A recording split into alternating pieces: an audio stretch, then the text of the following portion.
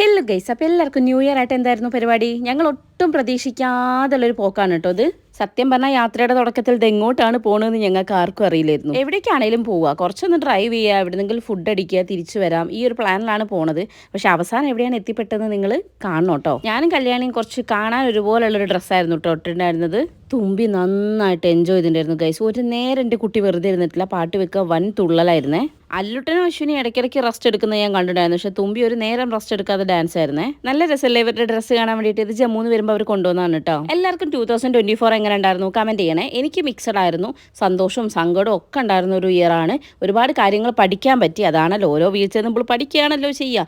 അടുത്ത പ്രാവശ്യം അതേ കുഴിയിൽ വീഴാഞ്ഞാൽ മതിയായിരുന്നു. ഒരു സംഭവം എടുത്ത് പറയൂ, നിങ്ങളുടെ ഒരു അച്ചീവ്മെൻറ്റ് 2024 എന്ന് പറഞ്ഞാൽ എനിക്ക് അങ്ങനെ എടുത്ത് പറയാനായിട്ടൊന്നും ഉണ്ടായിട്ടില്ല എന്നാണ് എൻ്റെ ഒരു വിശ്വാസം കേട്ടോ. എനിക്ക് ഓർമ്മയില്ലാത്തതാണോ അറിയില്ല. നിങ്ങൾക്ക് എങ്ങനെയായിരുന്നു എന്നുള്ളത് കമൻറ്റ് ചെയ്യണം കേട്ടോ. അപ്പോൾ നമ്മുടെ ബാക്കി വിശേഷങ്ങൾ പാർട്ട് 2 ഉണ്ടാവും. ബൈ.